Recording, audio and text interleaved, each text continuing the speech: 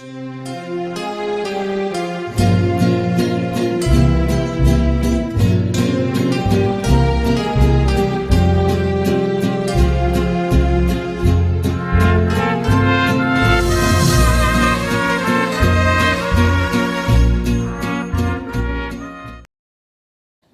este reportaje presenciaremos el amor a nuestros campesinos, su valor en la sociedad y su importancia en la cultura colombiana.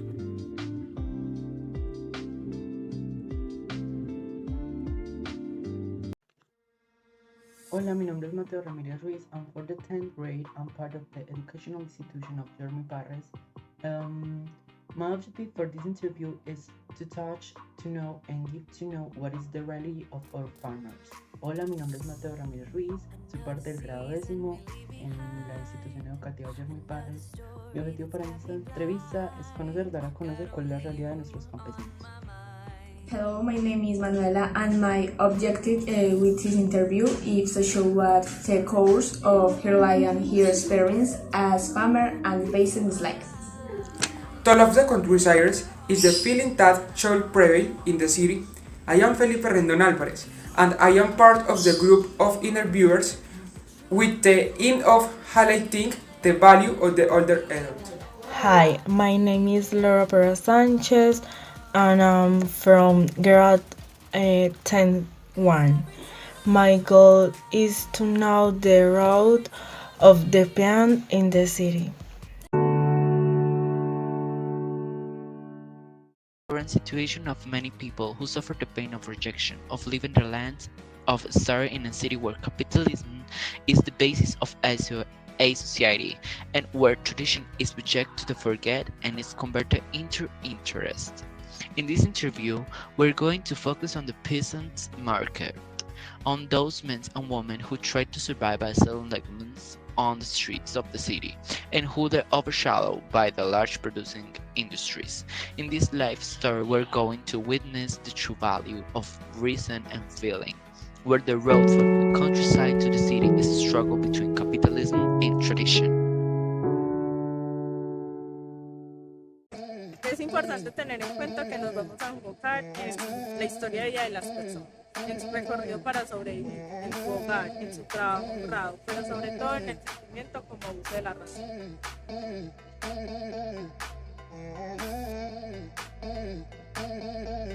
Como sabemos, la cultura campesina es un sistema independiente y autosuficiente, el cual se le ha denominado sistema cultural autónomo. Esto no requiere de otro sistema para su funcionamiento.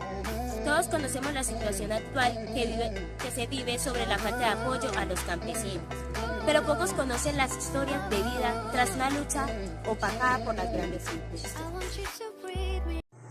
Pasemos a la introducción, la cual nos dará un referente de la situación actual de nuestro campo colombiano.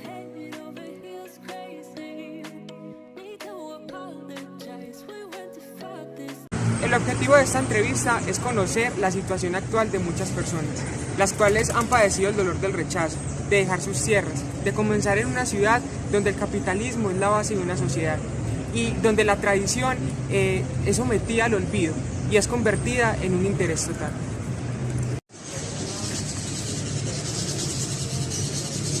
En esta entrevista nos vamos a enfocar en el mercado campesino, en esos hombres y mujeres que tratan de sobrevivir vendiendo leguminosas en la calle y que son opacados por las grandes industrias productoras. En esta historia de vida vamos a presenciar el verdadero valor de la razón y del sentimiento, donde el camino del campo a la ciudad es una lucha entre el capitalismo y la tradición.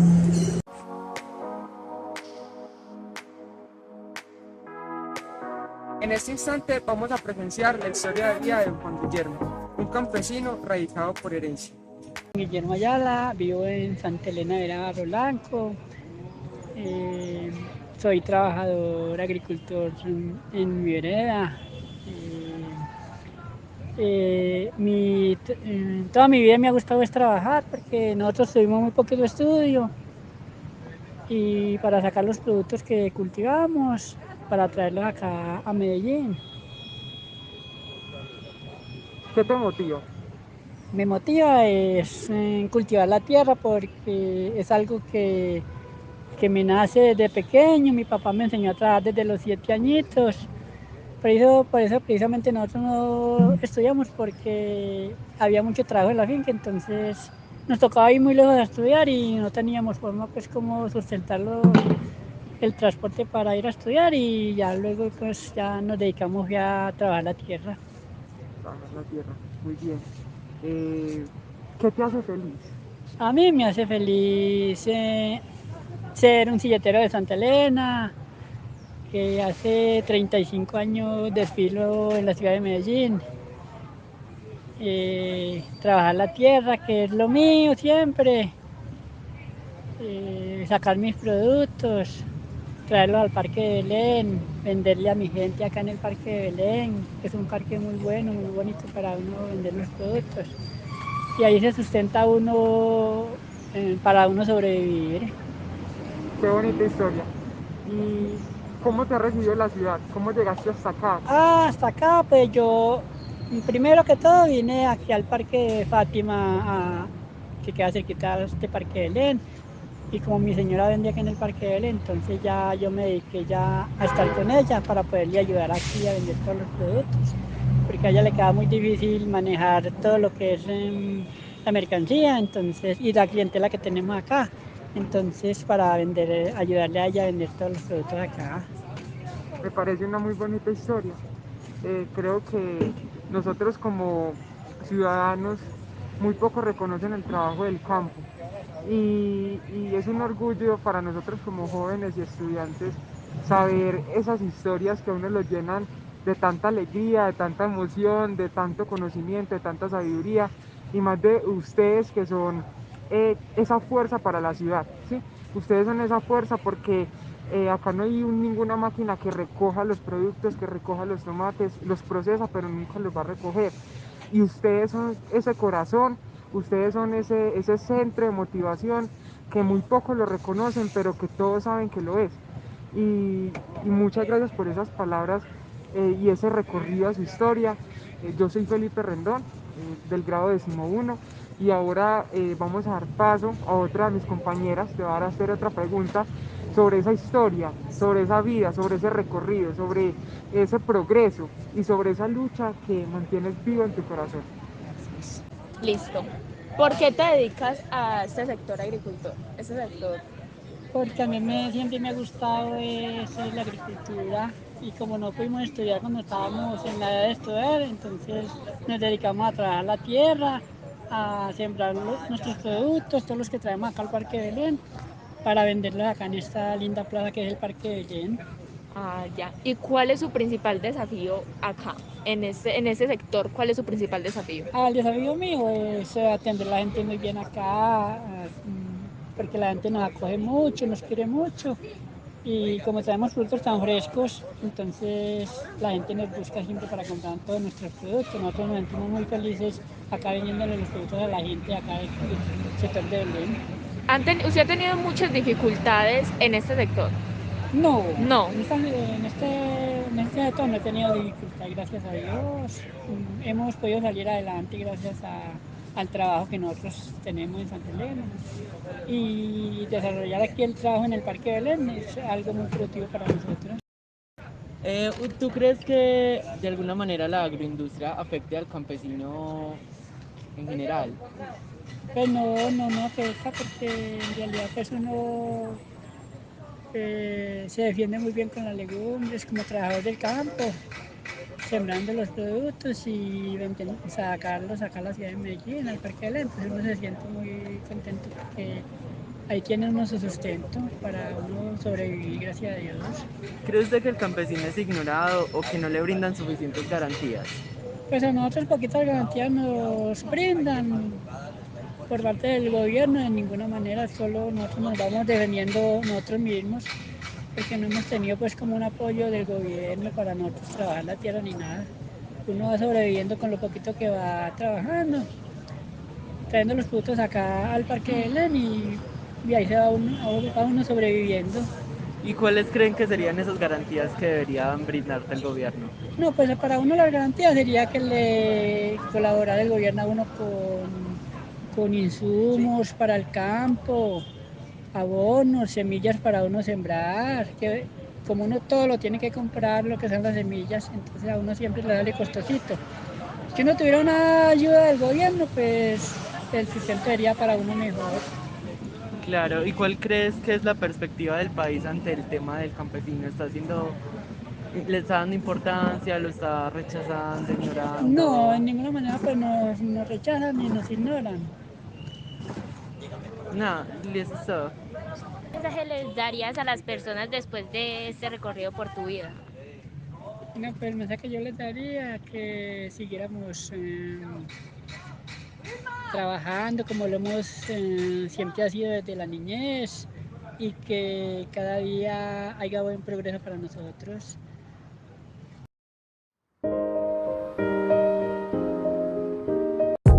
Pudimos presenciar tan extraordinaria entrevista, un tema que nos incluye a todos como ciudadanos. Ahora vamos a entrevistar a otro campesino. Compañeras entrevistadoras, vamos a presentarlo.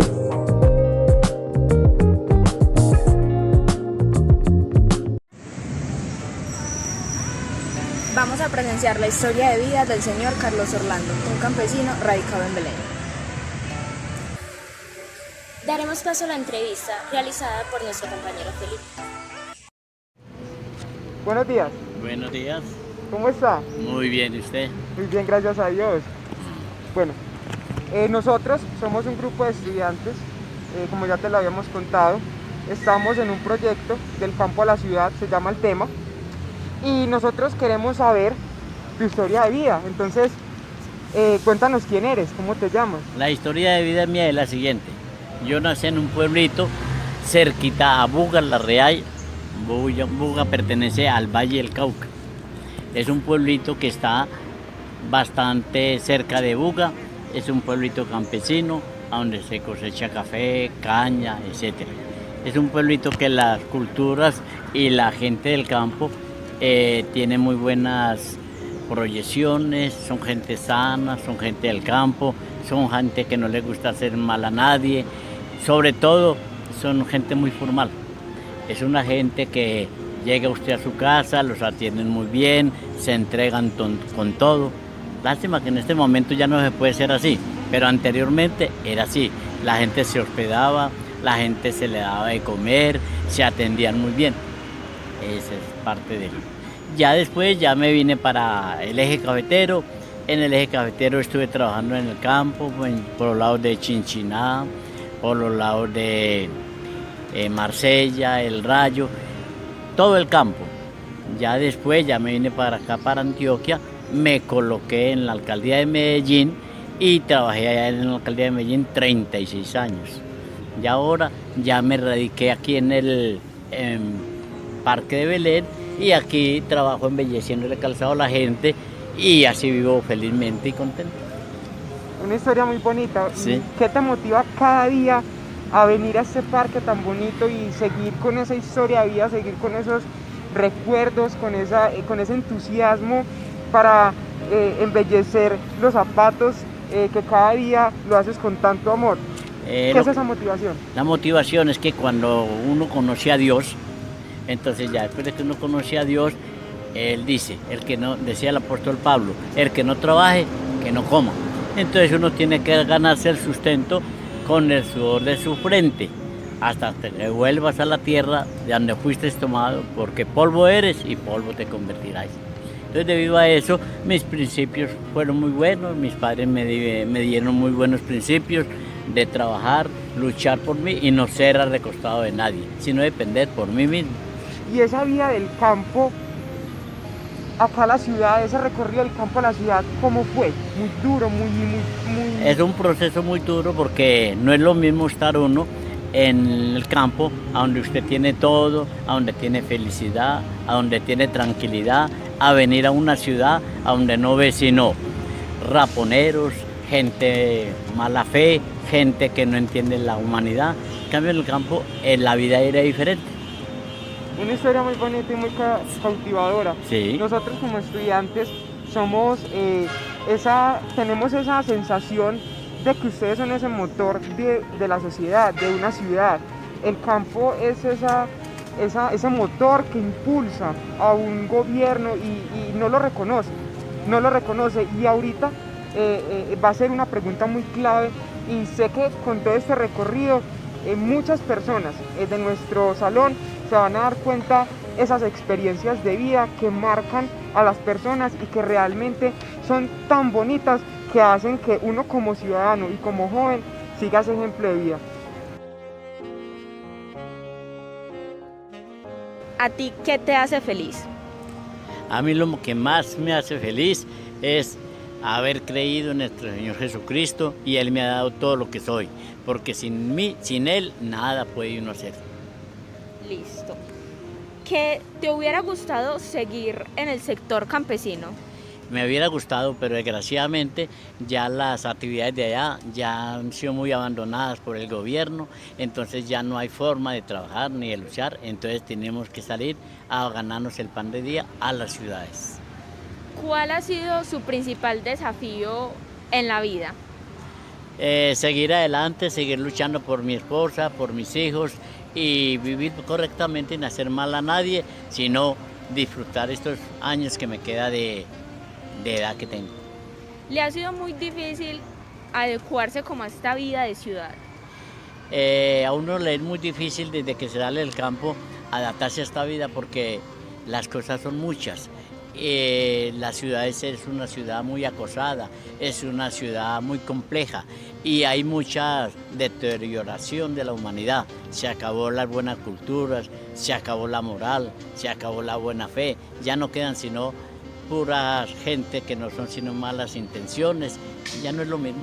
Ya no es lo mismo. ¿Y en el campo qué tal? En el campo hay paz, en el campo hay tranquilidad, hay alimento, y por lo menos se respira un aire puro que no se respira en las ciudades.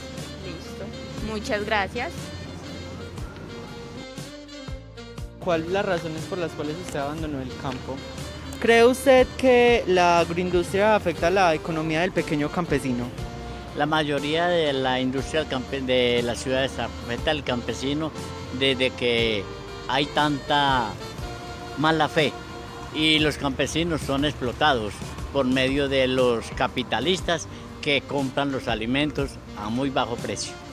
Ok, ¿y usted qué cree que garantías le debería prestar el gobierno a los campesinos? La garantía que le debería de prestar el gobierno a los campesinos es fomentar cooperativas que hayan mejores compradores y sean más justos, para que el campesino pueda trabajar, pueda luchar y no sea tan explotado como lo es en este momento por los capitalistas. ¿Y usted qué cree que es el punto en el cual está fallando el gobierno? ¿Está siendo ignorado, está ignorando al campesino, lo está rechazando, lo está olvidando? Yo diría que el punto clave es que el gobierno en este momento se ha enfocado más a la guerra, a la inseguridad y a tantas cosas en la ciudad, y ha descuidado al campesino, que es la base fundamental para que la gente de la ciudad viva, coma y puedan vivir mejor. Listo, gracias. ¿Cómo usted cree que está la situación en Colombia con respecto a los campesinos? La situación es muy compleja. ¿Por qué razón?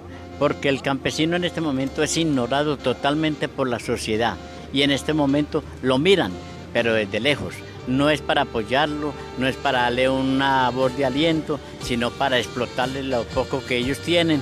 Y en este momento, debido a eso, es que el campesino se está tirando a las ciudades, o se está yendo para la guerrilla, o se está yendo para fuerzas opuestas a las del gobierno. Entonces, por eso estamos como estamos.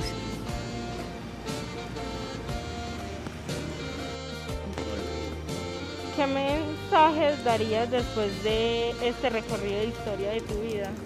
El mensaje que le doy es que se lleguen a Jesucristo, que lo amen como suficiente Salvador, que lo reconozcan como a Dios, y reconociéndolo como Dios y entregándose a Él, habrán buenos hombres, habrá buena moral, habrá buenos ciudadanos. Pero desde que estén alejados de Dios, no hay nada, porque dice Dios, sin mí nada podéis hacer. Por mucho que el hombre bregue por el hombre que busque otras cosas que no sea Dios, es un hombre fracasado, es un hombre que está destruido y está amargamente su vida destruida, no tiene paz, no tiene consuelo, no tiene amor, no tiene nada. Sin Dios nada se puede hacer.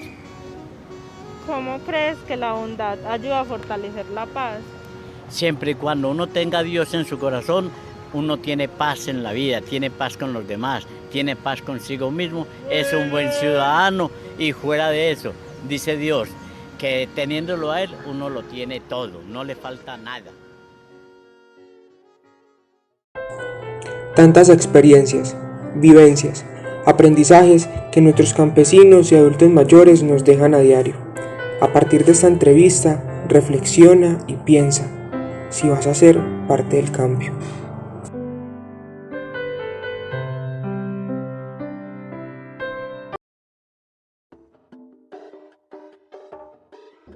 Esto no termina aquí. Sigamos el rumbo, pero con un poco más de misterio.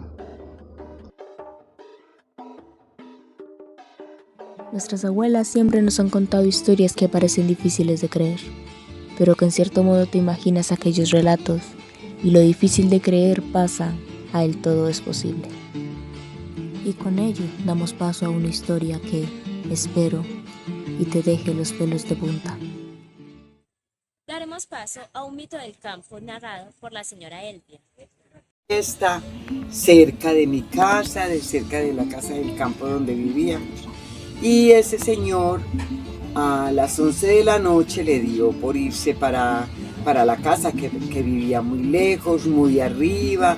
Tenía que pasar por un monte muy espeso, muy ariazo, de árboles muy altos, muy grandes, y en esa época había muchas cosas, ¿cómo se llaman?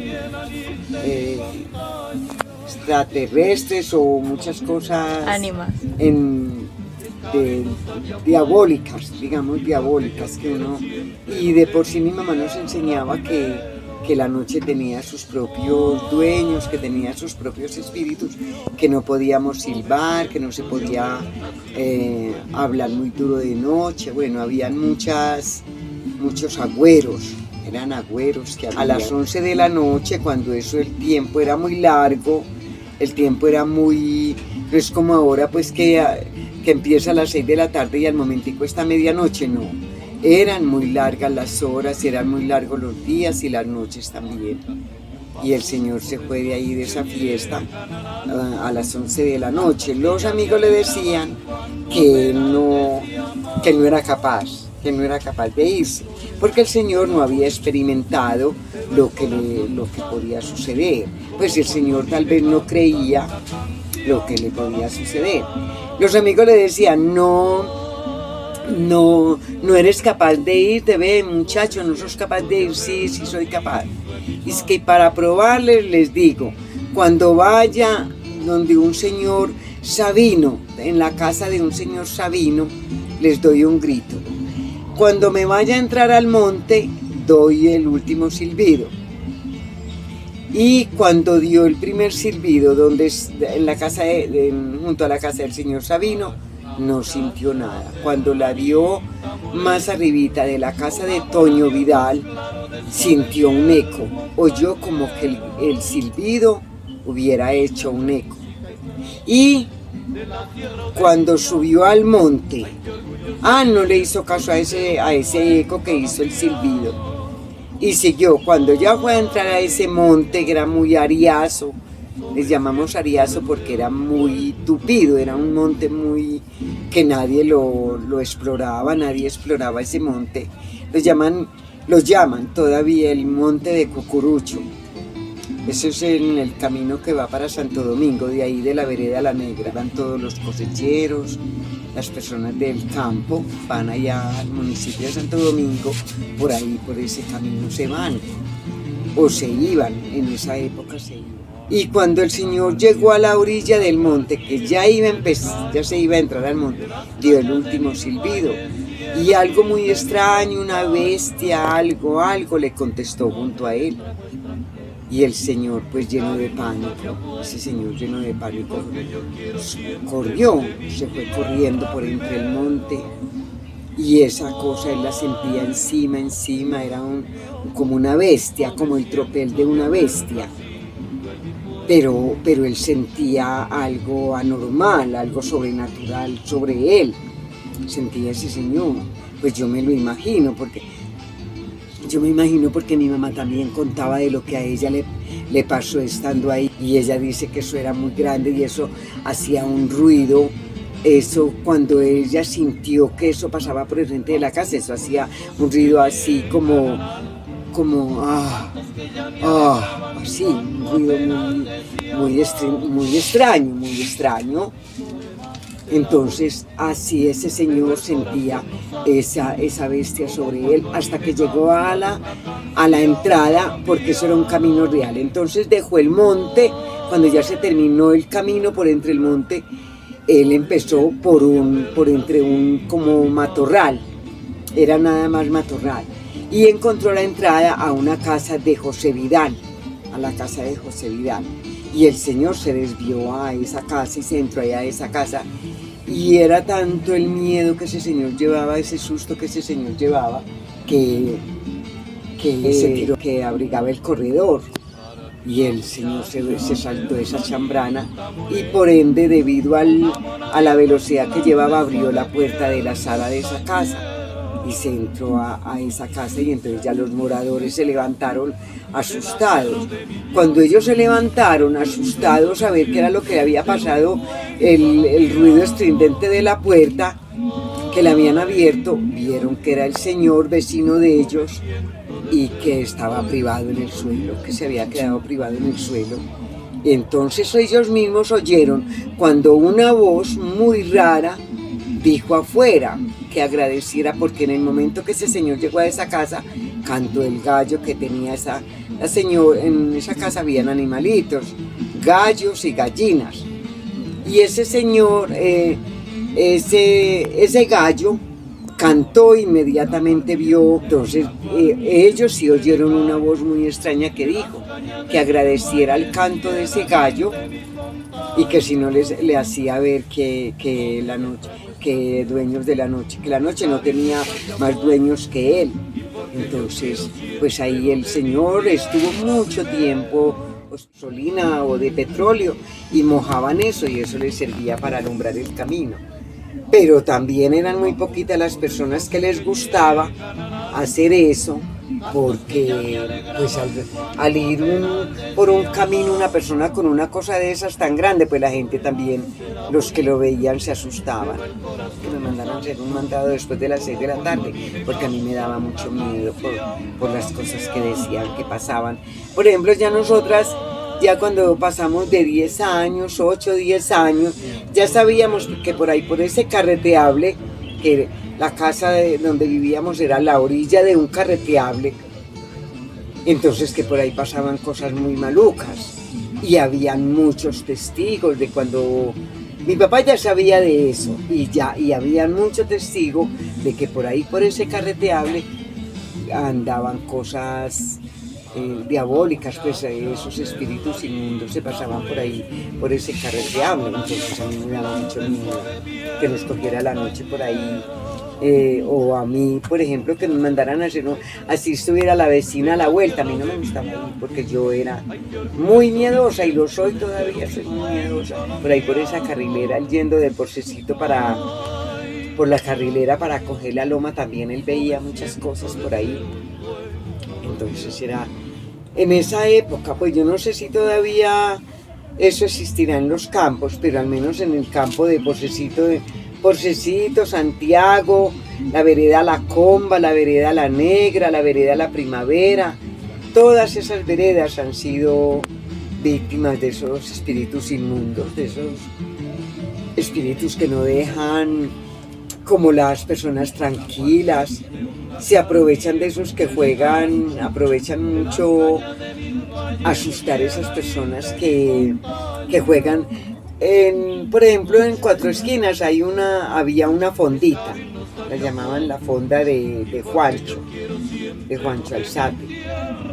Y allá se reunían muchos hombres a tomar cervecita los sábados por la noche y a tomar cervecita y a jugar naipes o dominós, sí, todos esos juegos de azar. Había uno que se llamaba ¿cómo? Había uno. No era ni que naipe. Nos vamos a donde Juancho a jugar naipe o dominó. Y había otro, pero ese sí yo no lo conocí, porque eso es que no se lo podían enseñar a niños ni a niñas. Pero se iban para allá, para donde ese señor. Y a muchos de esos hombres, después de que salían de hacer esos juegos allá, al menos de eso después nos enteramos nosotros con mi papá. Después de jugar ahí hasta las 2 o 3 de la mañana, se iban para la casa y algo les pasaba en el camino por ahí con esos espíritus inmundos, les hablaban o los helaban por ahí. El sobrino de mi papá también le pasó con ese espíritu que pasaba por ahí, por ese carreteable, que era una luz y se veía como que fuera el trote de un caballo, que la persona que alcanzaba a verlo, porque era un reflejo de luz muy grande, muy encandilador, entonces, pero se sentía como el tropel de un caballo, y también lo tiró lejos, lo tiró así del camino para abajo. Ese muchacho estuvo por ahí, hasta la madrugada estuvo por ahí porque lo tiró a un cañaduzal. Y de allá se despertó ya siendo casi el día, y eso fue lo que pasó por la casa, que mi mamá fue sintiendo mucho frío y se entró, y cuando mi mamá se entró fue viendo esa luz que era como la luz del día. Y la heló, porque cuando mi papá llegó, mi mamá estaba helada, la heló a pesar de que ya se había entrado, había cerrado la puerta, pero eso la heló. Y así sucesivamente, entonces nosotros por ejemplo, que entrémonos porque es que vea, de pronto viene esa luz que casi mata a mi mamá, porque a nosotros fue las que nos tocó levantarnos, hacerle agua de mandarino, de mango, ponerle alcohol caliente en la frente para que mi mamá volviera en sí, porque mi mamá era privada y con los ojos así casi salidos, mi mamá toda asustada.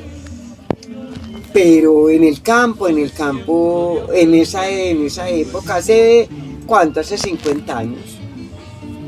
No, hace más, porque yo tenía 8 o 10 años, no, tal vez hasta los 12 años, y pasaban todavía esas cosas por allá. Luego, pues cuando ya nos vinimos para la ciudad, ya no me entero ya de cosas que hayan pasado por allá, aunque las hijas de Susuenao, cuando íbamos tanto allá, sí nos contaban que por ahí todavía pasaban esas cosas, que todavía se oían todas esas cosas por ahí, que porque en las medias noches y las madrugadas los gallos aullaban, cantaban mucho, y los perros aullaban. Entonces, que ellas sí creían que por ahí seguía pasando muchas cosas. Por ejemplo, hay la quebrada de la Conejera. En la quebrada de la Conejera dicen que cuando eso fue carreteable de carretillas, que por ahí era un transporte de carretillas, allá en esa quebrada de la Conejera, que hay más allá de la finca de Suso, que se encontraron, y como que hubo una riña entre ellos, y uno de los carretilleros mató al otro. Y quedó ahí sepultado ahí, que porque después se vino una piedra y tapó la tumba de ese carretillero, no sé qué, y que allá espantaban.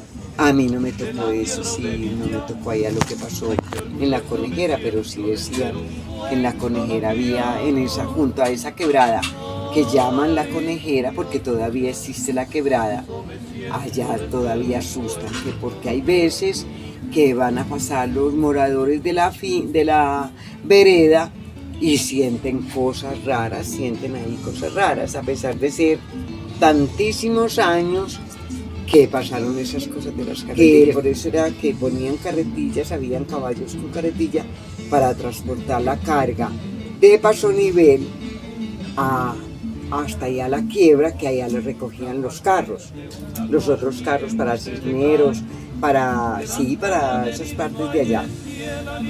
Y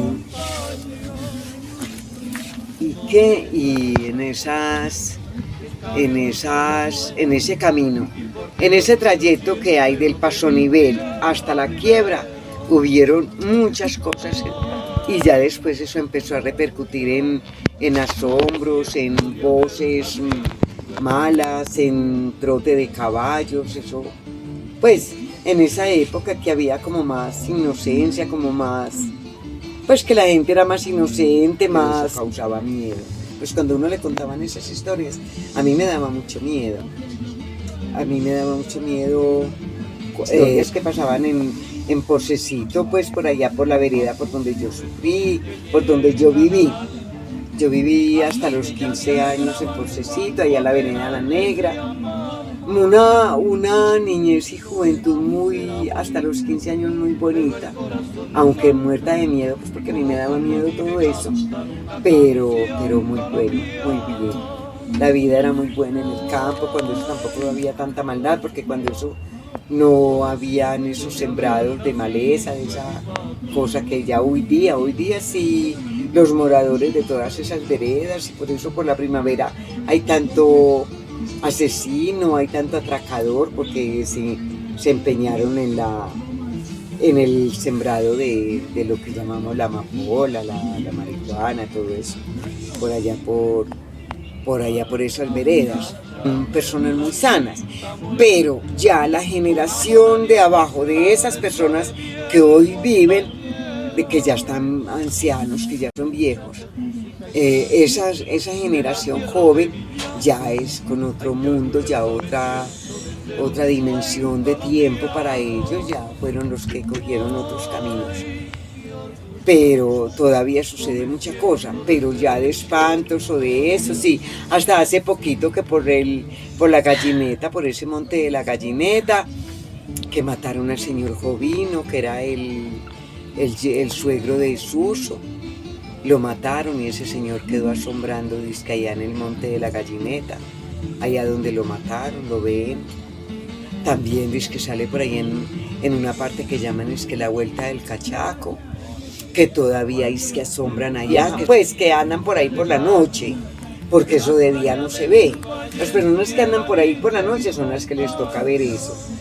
Entonces se dice que en la vuelta que llaman del Cachaco, en el Monte de la Gallineta, eso ha sido de muchísimos años, porque nadie ha encontrado ¿a dónde? Porque ven que el Cachaco pasa de un lado al otro del monte, pero nadie ha visto a dónde se pierde, entonces nadie ha podido encontrar allá nada.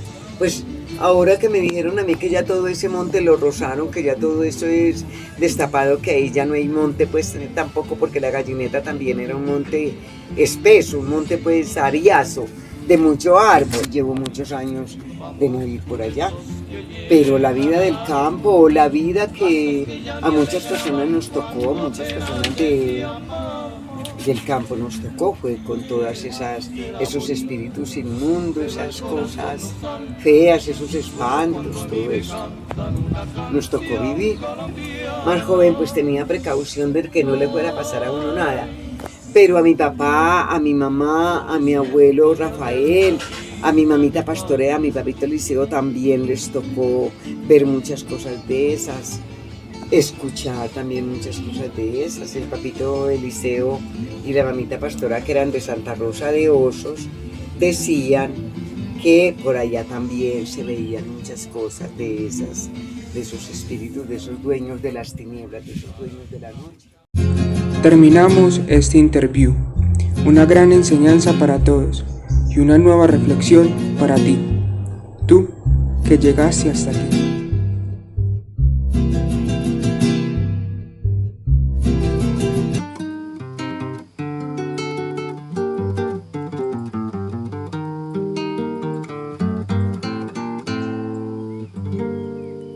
¿Qué tal su café? ¿Cómo estuvo su agua y panela? Qué buenas arepas las que prepara doña Rubiela. ¿Qué tal el ajiaco con el frío de la mañana? Y el sabor de la papa que traje fresquita y en la sabana. Discúlpeme si interrumpo su desayuno. Para salir de las dudas es el momento más oportuno. Dígame usted si conoce la molienda o el azúcar es solo una bolsa que le compran en la tienda.